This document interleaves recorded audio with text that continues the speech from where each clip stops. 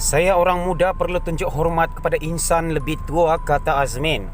Bekas Timbalan Presiden PKR jelaskan insiden tular menampakkan dia serta seorang lagi Menteri Kanan bergegas mahu menegur Mahathir di masjid.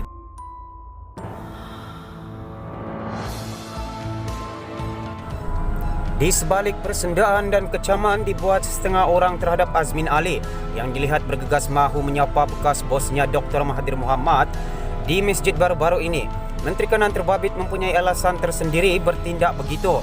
Kata Azmin, dia bertindak menyapa Mahathir atas sangat menghormati orang yang lebih tua. Saya orang muda, perlu tunjuk hormat kepada insan yang lebih tua, katanya. Seperti dipetik berita harian online hari ini.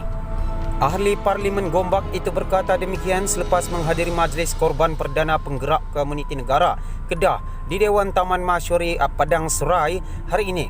Sejak sehari dua lalu tular klip video pendek menunjukkan Azmin yang bergegas menyapa Mahathir ketika kedua-dua berada di Masjid Putrajaya untuk menyertai solat Aidil-Adha. Turut kelihatan ialah seorang lagi Menteri Kanan Dr. Radzi Jidin. Selain klip video gambar kejadian itu, tular juga di media sosial apabila semasa Azmin dan Radzi berada di sebelah Mahathir, tangan kanan Perdana Menteri ke-7 Malaysia itu kelihatan digenggam.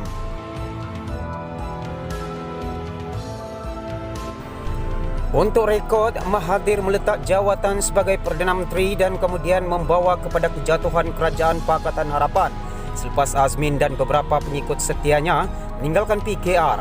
Muhyiddin Yassin pula membawa Bersatu meninggalkan PH di sebalik mandat yang diberikan rakyat Malaysia untuk menjadi kerajaan menggantikan Barisan Nasional. Azmin berkata sebagai orang Islam dan rakyat Malaysia, masyarakat tidak harus bermusuhan sehingga menyimpan dendam antara satu sama lain. Mungkin kita ada pandangan yang berbeza, tetapi apabila di dalam masjid dan apalagi pada hari raya, maka kita harus bertegur sapa dan mengucapkan selamat kepada beliau, katanya. Azmin yang dilantik sebagai Menteri Perdagangan Antarabangsa dan Industri oleh Muhyiddin turut menafikan tindakannya itu mempunyai motif politik. Sebaliknya, kata Azmin, dia hanya mahu menunjukkan rasa hormat dan bertanya kabar sahaja. Dia juga meminta agar insiden itu tidak dipolitikkan oleh mana-mana pihak. Kita beralih ke perkongsian berita yang seterusnya. Apakah Muhyiddin akan bubar Parlimen sebelum belanjawan? Pembubaran awal Parlimen akan rugikan Muhyiddin dan betapa kuat pun Zahid merajuk, ia tidak dapat paksa Muhyiddin turuti tuntutan UMNO.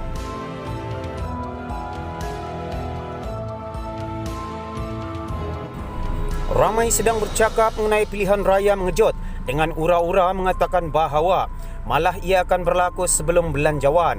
Selepas pengumuman Presiden UMNO Ahmad Zahid Hamidi, selepas Najib dijatuhkan hukuman 12 tahun dan denda RM210 juta bahawa UMNO tidak akan menyertai Perikatan Nasional, spekulasi meningkat bahawa UMNO yang mempunyai 39 daripada 113 kerusi Parlimen, 34%, boleh menjatuhkan kerajaan Muhyiddin.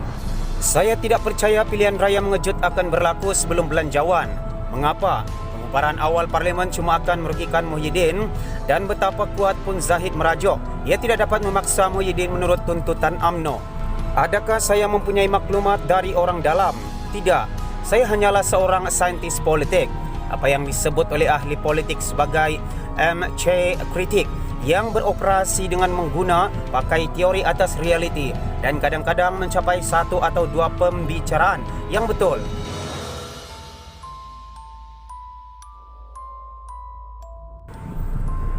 Pada 4 Mac, saya menulis mengenai pemerintahan PN yang baru lahir, termasuk 5 perkembangan berikut. Kabinet Muhyiddin akan kembung dan penyokong MP kerajaan akan mendapat tawaran pekerjaan di GLC. Tidak ada perpaduan antara 3 parti Melayu dalam PN, walaupun semua memperjuangkan kepentingan Melayu Islam. Permintaan akan meningkat untuk UMNO dan Bersatu supaya bergabung semula dan PAS akan melembutkan pendirian komunalnya selepas menjadi sebahagian daripada pemerintah seperti yang dilakukan oleh DAP. Berikut adalah penjelasan MC kritik. Ini mengapa anda tidak patut mengharapkan pilihan raya mengejut sebelum bulan November. Siapa yang memutuskan supaya pilihan raya mengejut boleh diadakan? Perkara 55 dalam kurungan 1 dan 40 dalam kurungan 2 dalam kurungan B. Perlembagaan Persekutuan jelas sekali bahawa hanya 2 orang yang boleh memutuskan sama ada pilihan raya mengejut boleh berlaku. Orang pertama adalah Perdana Menteri. Sekiranya Perdana Menteri tidak meminta pembubaran awal, Dewan Rakyat hanya akan dibubarkan 5 tahun dari tarikh mesyuarat pertama.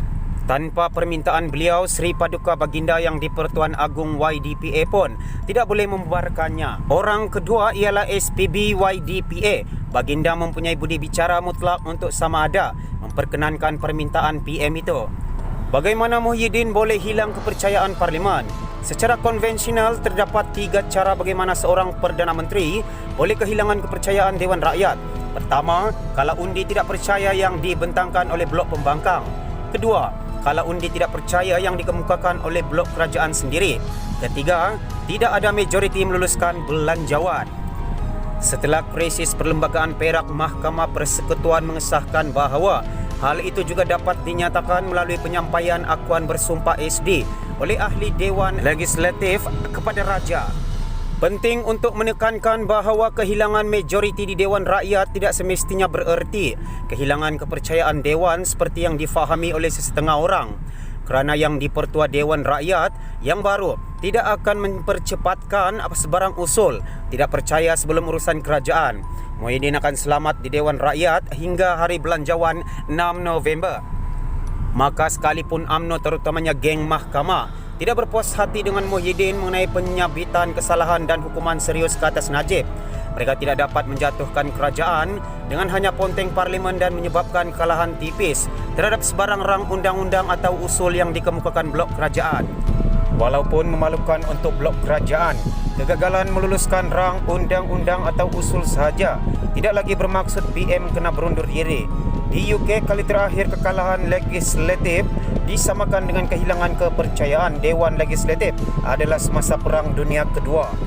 Selepas penangguhan sidang Dewan Rakyat pada 27 Ogos, Muhyiddin akan selamat walaupun jika sejumlah ahli Parlimen PN secara rasmi menarik sokongan mereka. Itu hanya akan menjadikan kerajaan Muhyiddin menjadi kerajaan minority government, dan ia tidak sama dengan kehilangan kepercayaan.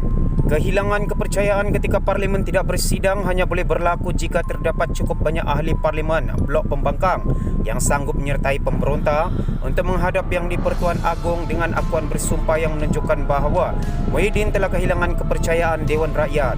Ini tidak mungkin berlaku kerana akan menampakkan pembangkang bersekutu dengan geng Mahkamah UMNO, dan lebih-lebih lagi kerana PH tidak inginkan pilihan raya mengejut.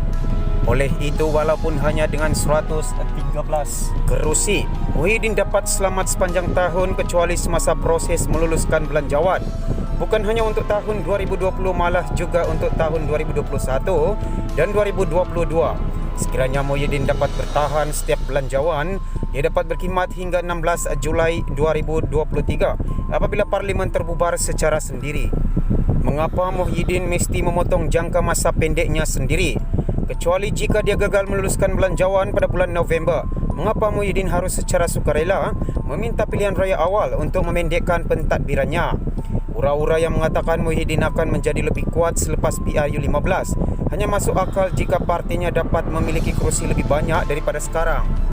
Jika tidak, UMNO tidak akan menyerahkan jawatan tertinggi dalam negara kepada sebuah parti kecil seperti yang dilakukan oleh PKR dan DAP untuk bersatu selama 22 bulan, atau apa yang DAP dan Amanah mahu PKR untuk buat sekarang untuk warisan. Peraturan yang lazim dalam pembahagian kerusi dalam gabungan politik Malaysia adalah penyandang kerusi incumbent dapat mengekalkan kerusi mereka, sementara kerusi yang dipegang oleh pihak lawan mungkin dapat dirunding untuk pertukaran. Bagi PN, persoalan yang sukar adalah adakah pembelot yang melompat parti diterima sebagai penyandang jawatan dan dibenarkan untuk mengekalkan kerusi mereka. Sekiranya ia bersatu berharap dapat mengekalkan sekurang-kurangnya 37 kerusi, iaitu 12 yang dimenangi termasuk 6 yang kini berada di Blok Mahathir, 15 dari UMNO dan 10 dari PKR. Lihat jadual di bawah.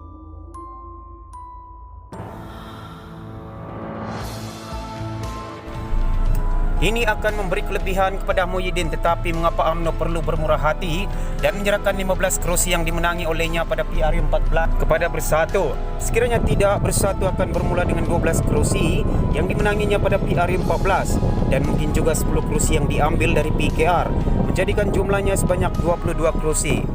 Namun kerana Bersatu memperoleh kurang dari 50% undi di 3 kawasan yang kini dipegang oleh Blok Mahathir, Kubang Pasu 49.70%, Jerlun 42.55% dan Seri Gading 48.58%. PAS dan UMNO bahkan mungkin meminta 1 atau 2 kerusi tersebut daripadanya.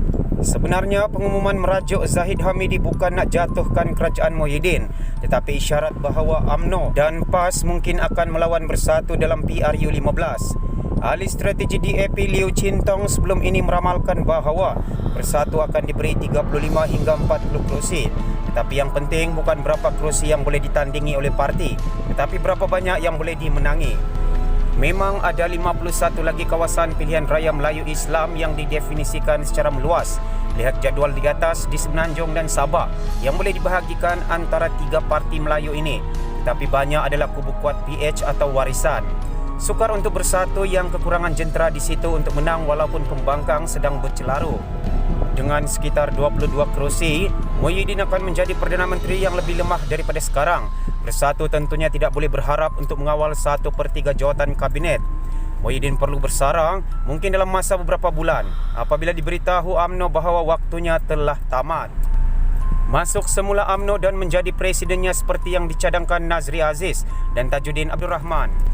Tetapi, siapa yang dapat menjamin Muhyiddin akan kekal sebagai kapten selepas meninggalkan kapalnya? Selepas janji Mahathir kepada Anwar adalah bodoh bagi mana-mana ahli politik Malaysia untuk mempercayai sekutu mereka secara membuta tuli.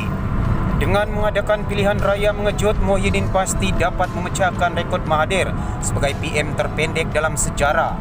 Pembaca mungkin bertanya, walaupun Muhyiddin selamat hingga hari belanjawan, tidakkah UMNO boleh menjatuhkannya semasa belanjawan dan masih memaksa pilihan raya mengejut? Tidak, UMNO tidak boleh buat demikian.